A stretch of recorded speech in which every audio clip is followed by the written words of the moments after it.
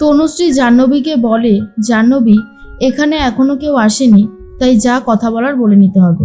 এর মধ্যেই ছোটু চলে আসে, আর তখনই বাবলু বলে, কিরে ছোটু, দাঁড়িয়ে পড়লি কেন, যা গিয়ে ঘুমিয়ে পড়।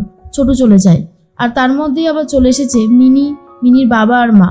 বড় মা তখন প্রশংসা করতে থাকে আর বলে, রোশনাই তুমি সত্যি খুব ভালো নাচ করেছো। এরপর তনুশ্রীরা আলোচনা করতে থাকে কিভাবে রোশনাইকে এখান থেকে বার করা যায়।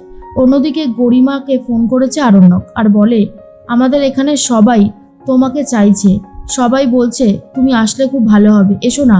এমনকি সিও স্যার আমাকে রিকোয়েস্ট করছে। গরিমা তো আসতেই চায় না আর বলে, আরণ্যক তুমি ভাবলে কি করেছে আমি যাব? তুমি আমার সাথে যে অন্যায় করেছো তারপরেও কি আমি যাব তোমার সাথে? অসম্ভব, আমার পক্ষে সেটা সম্ভব নয়।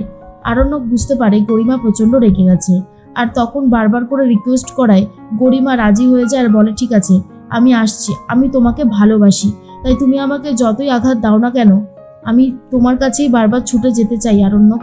এর মধ্যেই রোশনাই খুব ভয় পেয়ে যায়। দুষ্টু রোশনাই নিয়ে আসা সমস্ত উপহারগুলো খুলে খুলে দেখছে আর নিজের ফোনটা রেখে রোশনাইয়ের ফোনটা নিয়ে নেয়। রোশনাইয়ের পাওয়া শোপিসটাও নিয়ে নিয়েছে, এমনকি ট্রফি যেটা পেয়েছিল যেখানে রোশনাইয়ের নাম খোদাই করা রয়েছে সেটাও পর্যন্ত নিয়ে নেয়। তনুশ্রী তখন বলে, যাও মেয়ে, তুমি এখন ওপরে যাও। এরপর রোশনাই ওপরে চলে যায়।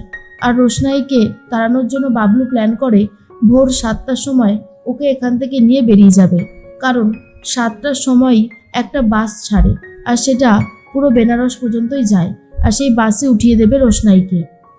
জাহ্নবী বলে, সকাল 7টা মানে তো অনেকটাই বেলা, সেই সময় যদি বাদশা চলে আসে। তখনই প্ল্যান করে বাবলু যে আমি 5টার দিকেই বেরিয়ে যাব রোশনাইকে নিয়ে। এদিকে আরণ্যক গরিমার সাথে ডান্স করতে থাকে। গরিমাকে বলে, জানো তো গরিমা, আজ আমার খুব আনন্দ হচ্ছে। গরিমা বলে, কেন? আরণ্যক বলে, কি জানি, তুমি এত ভালো নাচ করেছো তার জন্য হয়তো। এর মধ্যেই ওখানে থাকা কিছু লোকজন রোশনাইয়ের কথাই বলতে থাকে আর বলে, রোশনাই মেয়েটার সত্যি প্রতিভা আছে। আর এসব শোনার পর তো আরণ্যক আরোই বেশি খুশি হয়ে যায়।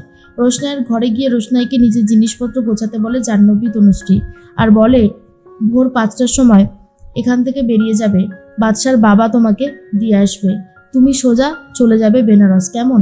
রোশনাই তখন বলে, ঠিক আছে, কিন্তু আরণ্যকও ছেড়ে দেওয়ার পাত্র না।